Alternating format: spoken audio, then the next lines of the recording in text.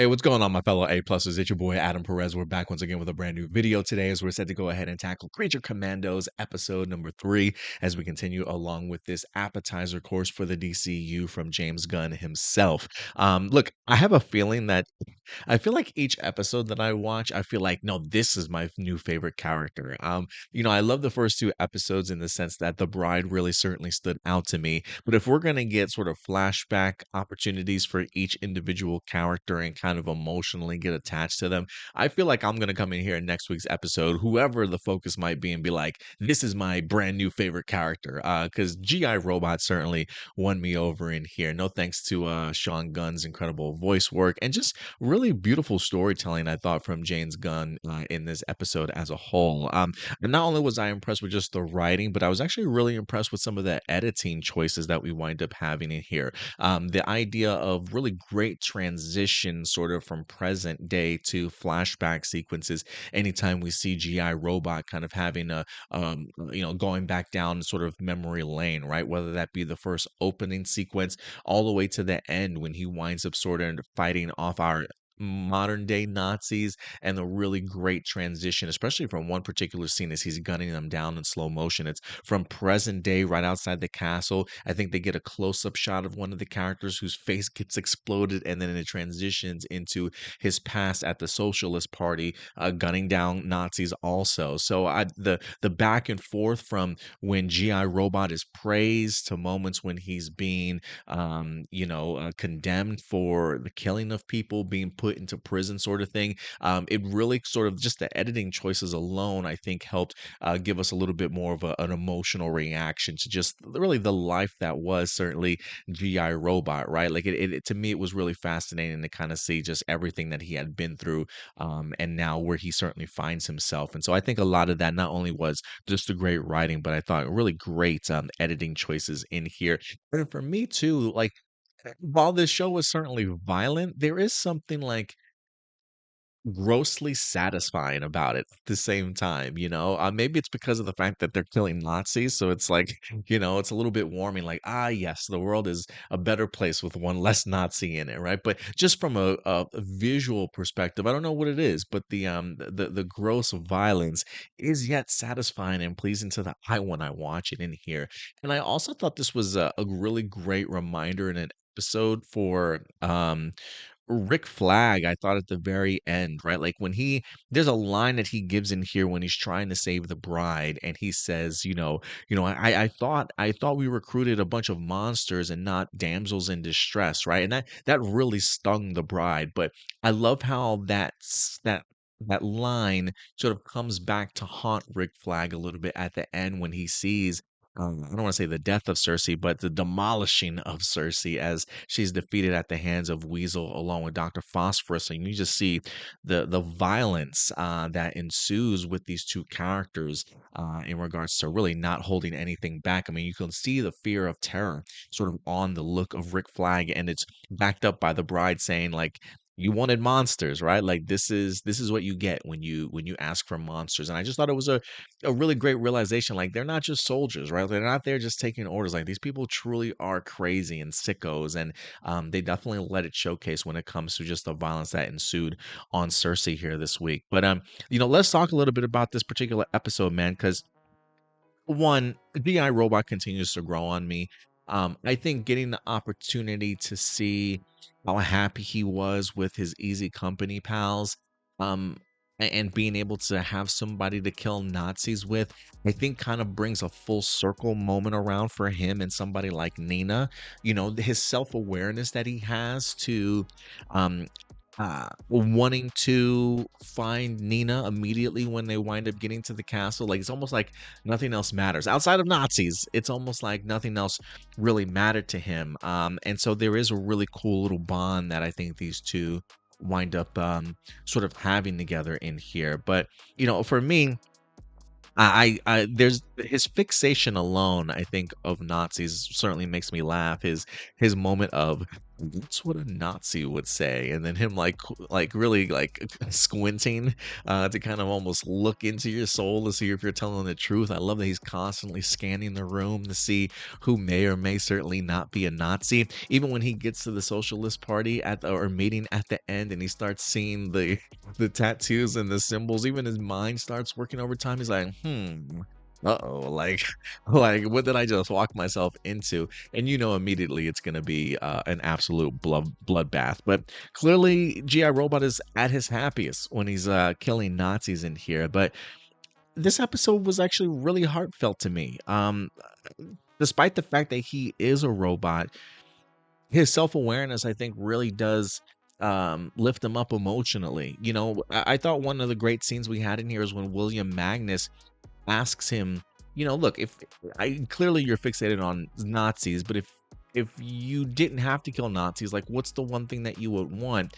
And I love the fact that he remembers and feels some sort of joy when he thinks back to him and his pals in Easy Company and the celebration that they had for him. The cheers to the Tin Man sort of really resonated with him.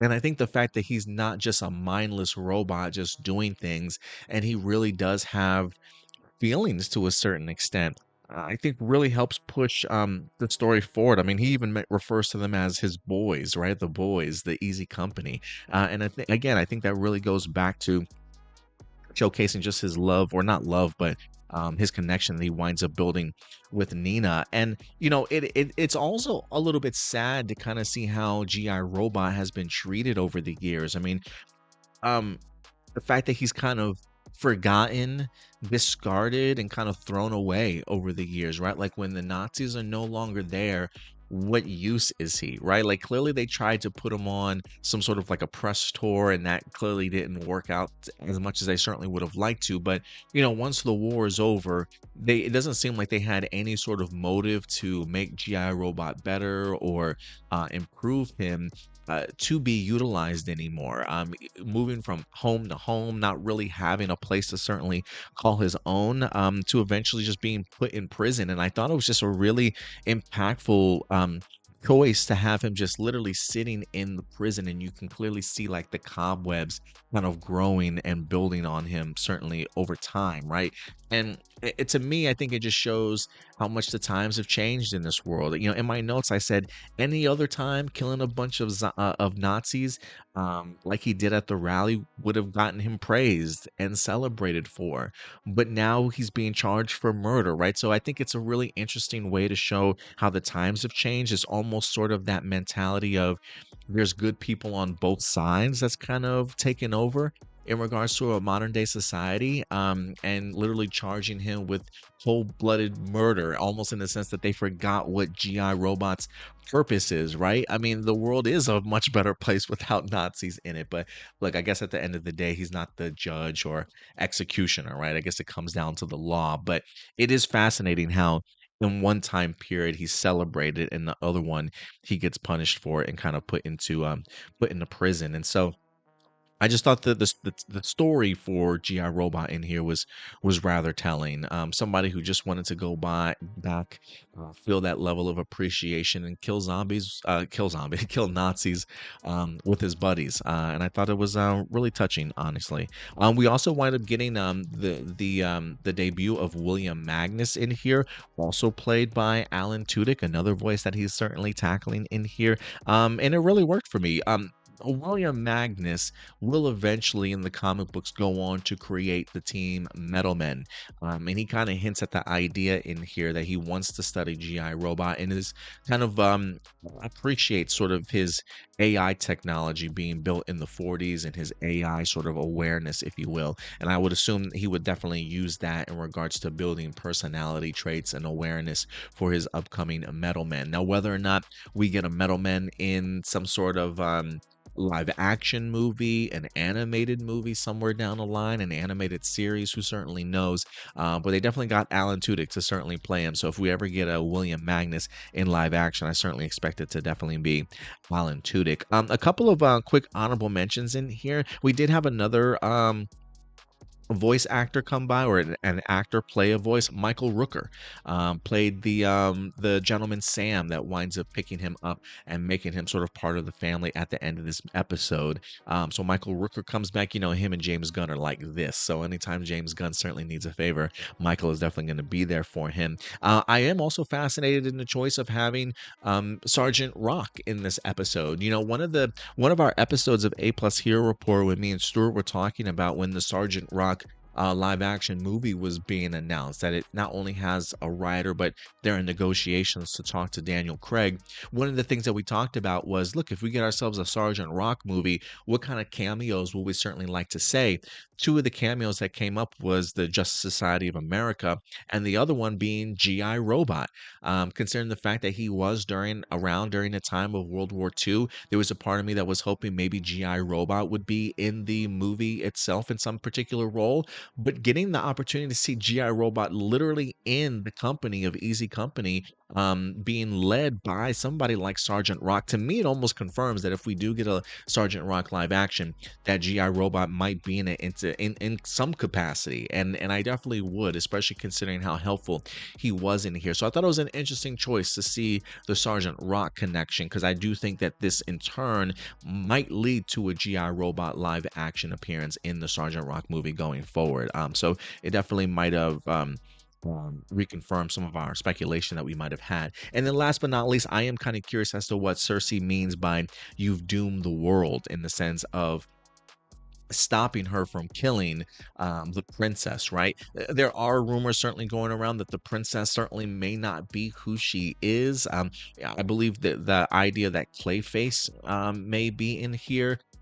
Is she Clayface in disguise? Who knows? Like, to me, it would be fascinating that as the princess, I guess maybe the idea that she doesn't utilize her powers if she is Clayface in order to kill the people that are hunting her down. Maybe she certainly doesn't want to blow her cover, but maybe Cersei certainly knows something that the creature Commandos definitely does not know. And so the fact that she says, you know, you've doomed the world by stopping her from killing the princess, maybe because it is Clayface, maybe because there is sort of some evil intentions certainly going on behind the scenes that we're not aware of. And just the a preview of episode 4 alone certainly shows that we might get ourselves some level of a vision of what the future certainly might hold in regards to being doomed. So I am kind of curious as to see how this certainly plays out. But overall, man, look, Creature Commandos for me continues to go strong.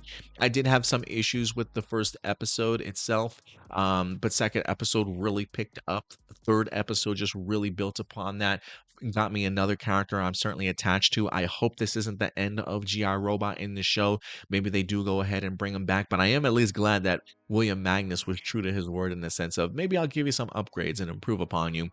And he certainly did, and it certainly showed in this particular week's episode. But we'll see what the fate of GI Robot certainly is for the rest of the series going forward. But look, guys, at the end of the day, these are simply my A plus opinions. I want to know yours. What did you guys think about episode 3 of Creature Commandos? Let me know your thoughts in the comment section box below, and we'll go ahead and continue this conversation until next week's episode. But until then, do me a big favor as always. Take care of yourselves, take care of each other, and keep it A plus. I'll talk to you guys later. Bye.